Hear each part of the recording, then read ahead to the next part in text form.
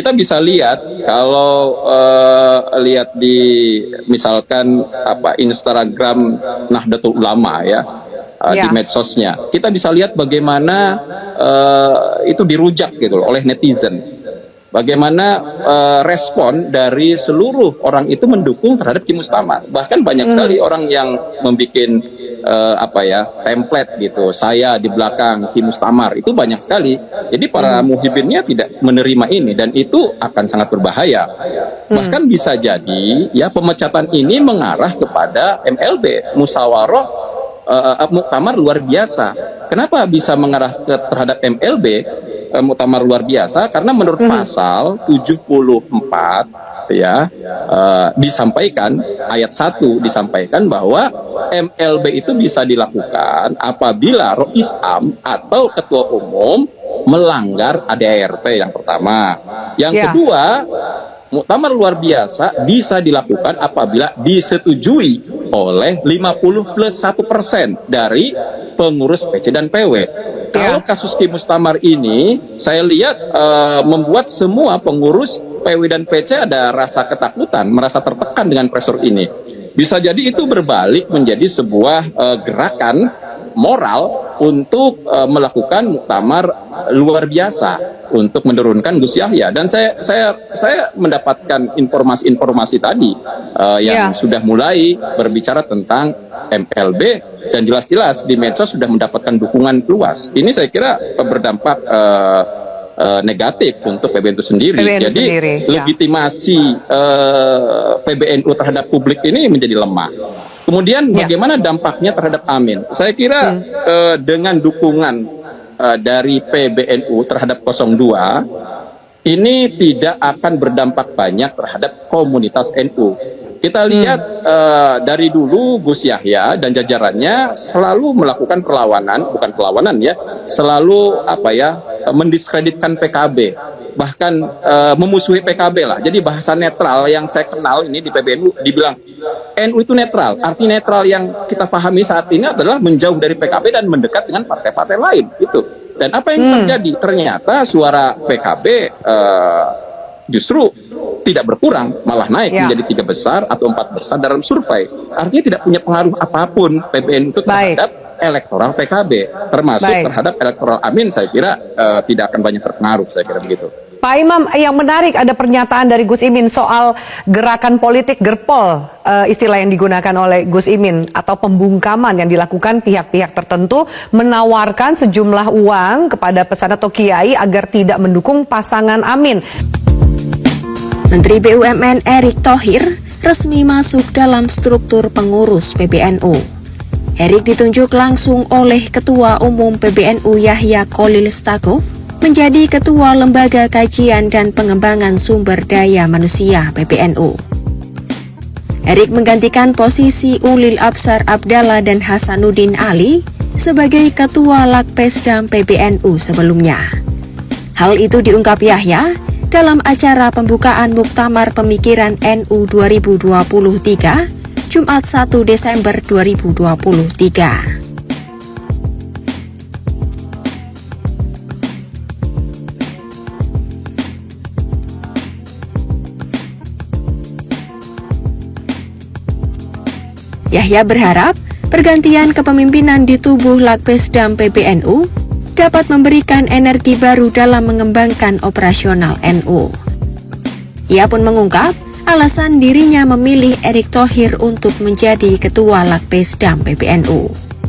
Yahya menganggap Erick memiliki track record yang apik untuk membangun teknokrasi dalam operasi organisasional PBNU.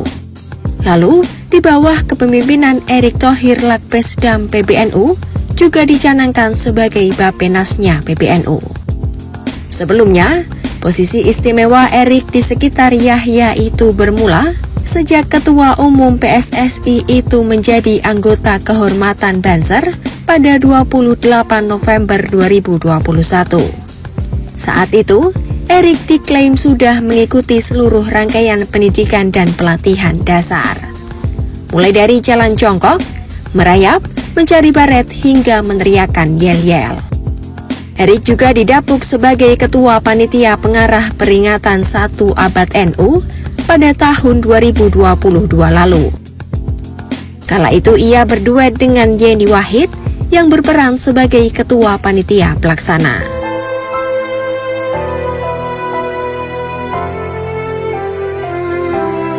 Ketua PBNU Yahya Kholil terancam dimakzulkan oleh warga NU.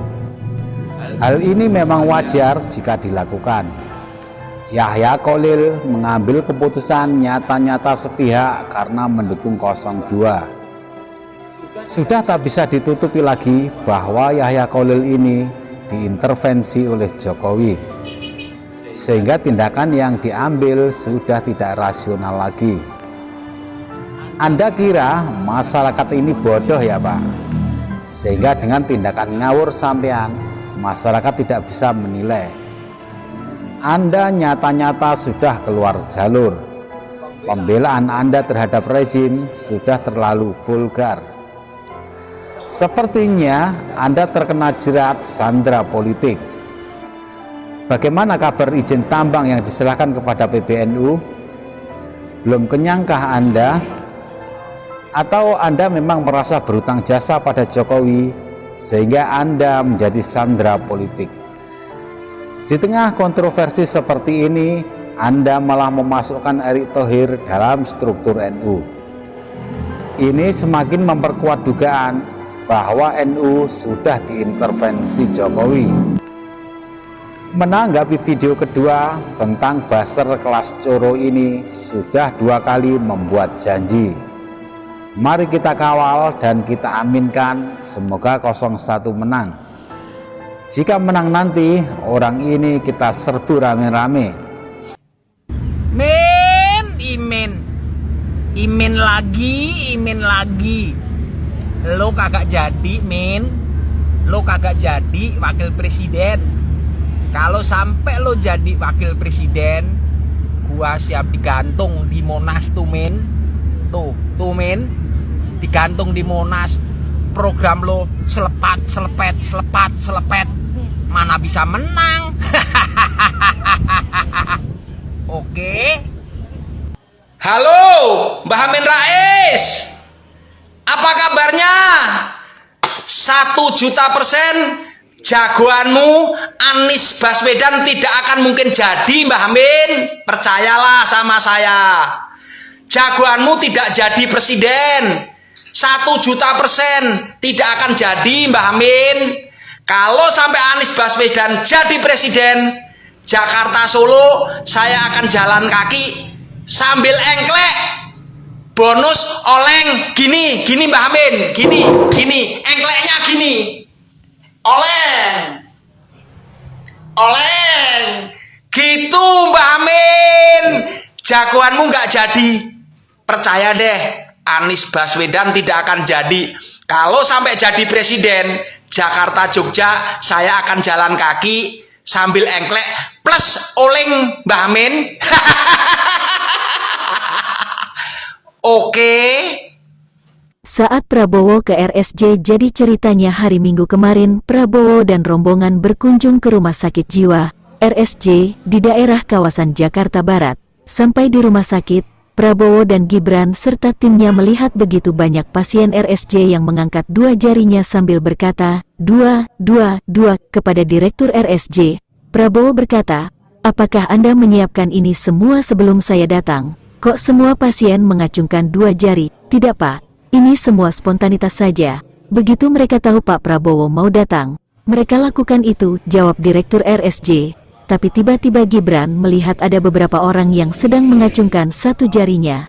Dengan rasa penasaran, Gibran lalu bertanya kepada Direktur RSJ itu, siapa mereka? Mengapa mereka mengacungkan 1 jari? Maaf Mas Gibran, yang mengacungkan 1 jari itu adalah pasien yang sudah sembuh, jawab Direktur RSJ. Prabowo lahir pada tanggal 17 Oktober 1951, jadi wetonnya itu Rebo Pon. Orang yang lahir hari Rebo Pon ini meskipun punya aura mempesona, namun dibalik itu punya banyak sifat buruk jika menjadi pemimpin. Yang paling kentara adalah tidak sabaran dan haus perhatian. Rebo Pon juga memiliki sifat buruk seperti cenderung posesif, tidak disiplin, suka dipuji, suka pamer, dan sedikit pemalas. Sifat buruk lainnya, mereka kurang bijak dalam mengambil keputusan, bahkan kerap merasa menyesal akan keputusan yang sudah diambilnya. Orangnya pemarah, suka membantah, dan hatinya keras. Sekarang kita bahas dari wukunya, yaitu wuku sungsang. Wuku sungsang ini jeleknya bersifat sungsang burung tiba, atau kedatangannya bagaikan api. Meskipun menerangi, tapi bisa panas dan membuat orang lain gerah. Pedangunya yaitu dangu atau watu, yang artinya berwatak keras hati dan kurang wawasan. Rakamnya adalah mantri sinar roja, yang meskipun bisa menjalankan tugas, namun angkuh dan sering berujung kepada kekecewaan. Burungnya adalah nori, yaitu punya kecenderungan untuk boros dan serakah. Sungsang megamendung, artinya keras, tegaan, dan peteng atine. Jadi sebenarnya memang weton ini cocok untuk di militer, namun kurang cocok dalam memimpin rakyat sipil karena bisa terlalu keras, apalagi di zaman demokrasi seperti sekarang ini. Semua bahan kami dapatkan dari Primbon, bukan atas persepsi pribadi.